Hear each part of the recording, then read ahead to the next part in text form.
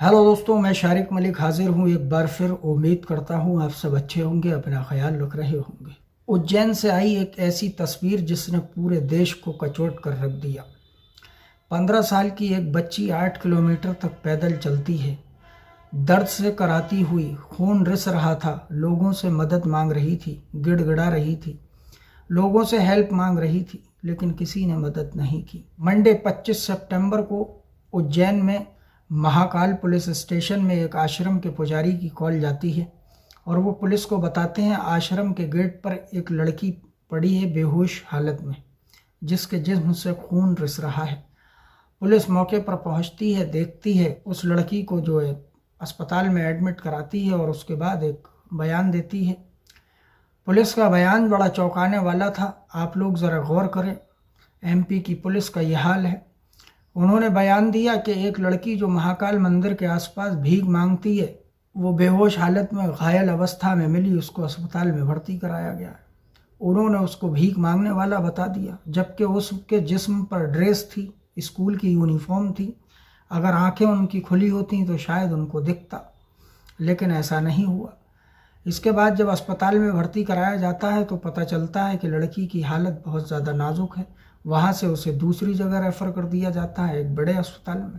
जब वहाँ रेफ़र किया जाता है तो डॉक्टरों ने देखते ही बता दिया कि इसके साथ रेप हुआ है, ज़ोर ज़बरदस्ती की गई है, इसकी आबरू लूटी गई है, इसलिए ब्लीडिंग हो रही है। लड़की की हालत ख़राब, लड़की बेहोश। ज़रा गौर करें आप। इसके बाद पुलिस हरकत में आती है कि ये मामला तो अलग है, क्योंकि स्कूल की ड्रेस लड़की पहनी हुई थी। अब स्कूल की बच्ची को थोड़ा बहुत होश आता है तो वो कुछ बोलती है, तो इन लोगों को लैंग्वेज समझ में नहीं आती, क्योंकि बात कुछ और थी। ये सतनाम जिले की लड़की थी जो उज्जैन तक पहुंच गई थी। आखिरकार कैसे और रेप क्यों हुआ, किसने किया, वो पकड़े गए या नहीं पकड़े गए, मैं पूरी कहानी आपको विस्तार से सुनाता हूँ। सतनाम डिस्ट्रिक्ट में एक गांव पड़ता है जयतवाड़ा। जयतवाड़ा में एक लड़की रहती थी जो 8वीं क्लास की स्टूडेंट थी। 24 सितंबर संडे के दिन उसका एग्ज़ाम था स्कॉलरशिप का। वो अपने गांव जयतवाड़ा से 8 लड़कियों के साथ अपने स्कूल जाती है संडे को, जिस जगह उसका सेंटर पड़ा था। उस जगह वो पहुंचती है। वो गांव जो था, जिस जगह उसका सेंटर पड़ा था, वो मझगवां गांव था, लेकिन वो जयतवाड़ा से थोड़ी दूर था। टेम्पू से 8 लड़कियां उस स्कूल में जाती हैं एग्ज़ाम देने के लिए। 7 लड़कियों का नाम और रोल नंबर उसमें था, लेकिन इस लड़की का नहीं था। इसको वहाँ से वापस कर दिया जाता है कि सॉरी, आपका यहाँ पर सेंटर नहीं है, शायद दूसरी कहीं जगह होगा। लड़की वहाँ से निकलती है, पास में ही जयतवाड़ा रेलवे स्टेशन है, वो वहाँ पहुँचती है। ये जयतवाड़ा रेलवे स्टेशन से शिप्रा एक्सप्रेस में बैठ जाती है जो उज्जैन जाती है। उज्जैन की वहाँ से दूरी लगभग 730 किलोमीटर से 750 किलोमीटर के बीच में थी। ये उस ट्रेन में सवार हो जाती है। क्या दिमाग में आता है, शायद उसको लग रहा था कि मेरा सेंटर और कहीं है, इस वजह से वो गलत ट्रेन में बैठ गई और वहाँ से वो निकल गई। इस ट्रेन को उज्जैन पहुँचने में लगभग 13 घंटे लगते हैं। ये बात, क्योंकि ये सुबह की बात थी और ये वहाँ स्टेशन से सवार हो गई थी। इसके बाद जब ये उज्जैन पहुँचती है तो वहाँ पर लगभग 2:30 से 3 बजे का वक्त होता है रात के, क्योंकि 13 घंटे आप लगाएंगे तो रात का यही समय होगा। अब ये उज्जैन पहुंचती है, वहाँ से आंखें जब इसकी खुलती हैं तो ये स्टेशन के बाहर निकलती है और देखती है कि मैं ये कहाँ आ गई। तो जैसे ही ये स्टेशन के बाहर निकलती है, वहाँ पर 6-7 ऑटो वाले होते हैं। और अमूमन आपने देखा होगा, जब भी रेलवे स्टेशन से हम बाहर रात बेरात निकलते हैं तो ऑटो वाले मौजूद ही रहते हैं। अब ऑटो वाले इस लड़की को यूनिफॉर्म में, स्कूल की ड्रेस में देखते हैं तो इसको इधर उधर ले जाने की कोशिश करते हैं, घुमाने की कोशिश करते हैं। आखिरकार लड़की को एक ऑटो वाला अपने ऑटो में बिठा लेता है और घुमाने की बात करता है। उसको लेकर एक सुनसान जगह ले जाता है। सुनसान जगह ले जाकर उसके साथ गंदा काम करता है, रेप करता है, उसकी आबरू लूटता है और उसको घायल कर देता है। लड़की दर्द से चीखती है, चिल्लाती है, लेकिन उस ऑटो ड्राइवर पर कोई असर नहीं होता। इसके बाद जब वो देखता है कि इसके बहुत ज़्यादा खून रिस रहा है, हालत इसकी ख़राब हो रही है, तो उसके पास से एक दूसरा ऑटो वाला गुजरता है, उसको वो रोकता है और कहता है इस लड़की को कहीं पर छोड़ देना। अब दूसरा ऑटो वाला कहता है ठीक है। वो लड़की को टेम्पू में बिठाता है और वो दूसरी जगह छोड़ देता है। उसने लड़की के साथ कुछ नहीं किया, दूसरे ऑटो वाले ने, लेकिन उसकी गलती, उसका जुर्म ये था कि उसको सब कुछ पता होने के बावजूद उसने पुलिस को नहीं बताया, बल्कि उसकी मदद की, एक रेपिस्ट की मदद की, एक आदमखोर की मदद की। उसको पुलिस को बताना चाहिए था, लेकिन उसने पुलिस को नहीं बताया और इसके बाद वो उसको छोड़कर निकल गया। फिर लड़की वहीं से घायल अवस्था में दर्द से कराहती हुई, चिल्लाती हुई, आपको पूरा मैंने बताया, और वो 8 किलोमीटर तक पैदल जाती है। रात में लोगों के गेट बजाती है, बेल बजाती है, लोग आते हैं, देखते हैं और आगे बढ़ा देते हैं। कुछ लोग बाइक से भी मिले, पैदल भी मिले, लेकिन किसी ने उसकी कोई मदद नहीं की, देखा और आगे बढ़ गए। अब जब पुलिस को, उसने हॉस्पिटल में बच्ची को होश आया था और उसने बताया कि मेरे साथ गंदा काम हुआ है, तब पुलिस सीरियस हुई थी, तब उसने थोड़ा बहुत काम किया, तब पता चला कि आखिरकार हुआ क्या। इसके बाद मीडिया में भी ये खबर पहुंचती है, पुलिस की आंखें खुलती हैं। उसके बाद पुलिस अब जांच पड़ताल में जुटती है, देर आए दुरुस्त आए। लगभग 700 कैमरों को चेक किया जाता है, उनके सीसीटीवी फुटेज निकाले जाते हैं। उज्जैन रेलवे स्टेशन के बाहर भी कैमरों की जांच की जाती है। पता चलता है कि इसके इर्द गिर्द 6 ऑटो वाले घूम रहे थे जिन पर शक हुआ। उनको उठाया, पूछताछ की, लेकिन नहीं पता चला। फिर पता चला कि साहब हम में से कोई नहीं है, बल्कि इसमें एक ऑटो वाला जो इस लड़की को लेकर गया था उसका नाम है भरत सोनी। उम्र थी इसकी 38 साल। उसने लड़की को बिठाया, घुमाने ले गया। घुमाने ले जाने के बाद एक सुनसान जगह पर उसने रेप किया। अब पुलिस ने इस सोनू को उठाया, इसका नाम था भरत सोनू, 38 साल इसकी उम्र।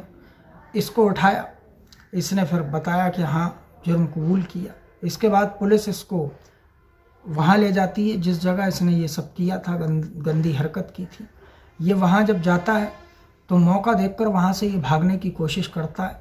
पुलिस इसके पीछे दौड़ती है तो ये पत्थर उठाता है और पुलिस के मारता है। पुलिस वाले कुछ घायल हो जाते हैं, लेकिन अच्छा ये हुआ कि एक गड्ढे में इसका अचानक से पैर जाता है, ये गिरता है और इसके बाद इसको पकड़ लिया जाता है। अब इसके ऊपर पॉक्सो एक्ट से लेके 76 और ये सब धाराएं इसके ऊपर लगाई जाती हैं।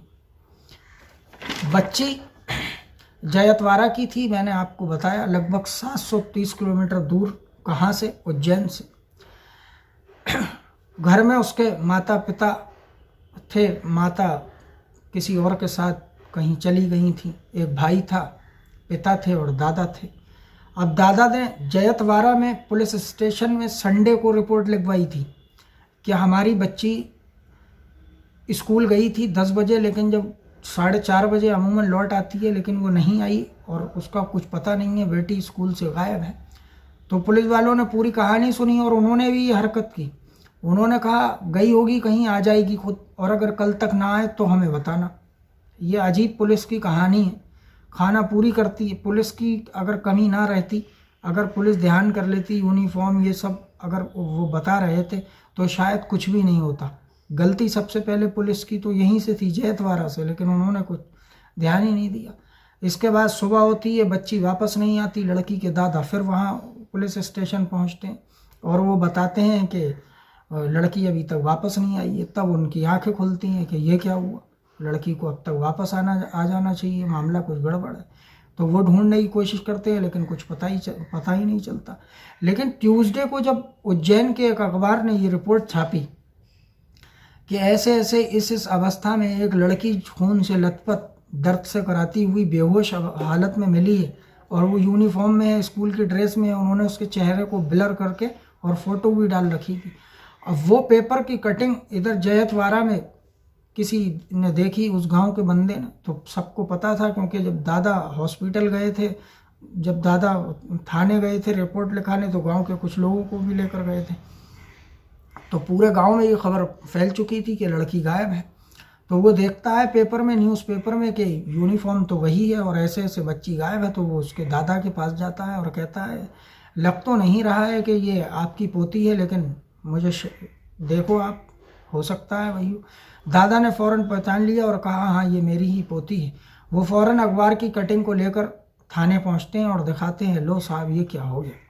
उसके बाद वहाँ से वहाँ कांटेक्ट किया जाता है और उधर लड़की ने भी अपने गांव का नाम बता दिया था। थोड़ी लैंग्वेज की फ़र्क था इसलिए देरी होती है, लेकिन बाद में इसे पता चलता है। तो दोस्तों ये एक अजीब बेचैन करने वाली कहानी, जिसमें पुलिस की तो नादानी थी ही थी, पुलिस ने तो गलत किया ही किया। अगर अच्छे से काम कर लेती तो शायद उस बच्ची के साथ ऐसा कुछ भी नहीं होता जिसका रेप हो गया, जो दर्द से करा रही थी, जो बेहोश थी। एक अजीब कहानी जिससे दिल सहर रहा है।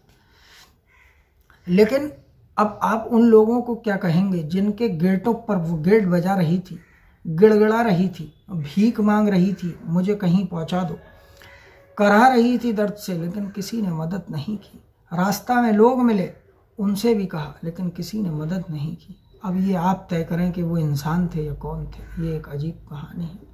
तो दोस्तों ये थी आज की एक अजीब व गरीब कहानी। अभी पिछले हफ्ते की ही ये बात है, जिसको सुनने के बाद बड़ा दुख हुआ, दर्द हुआ।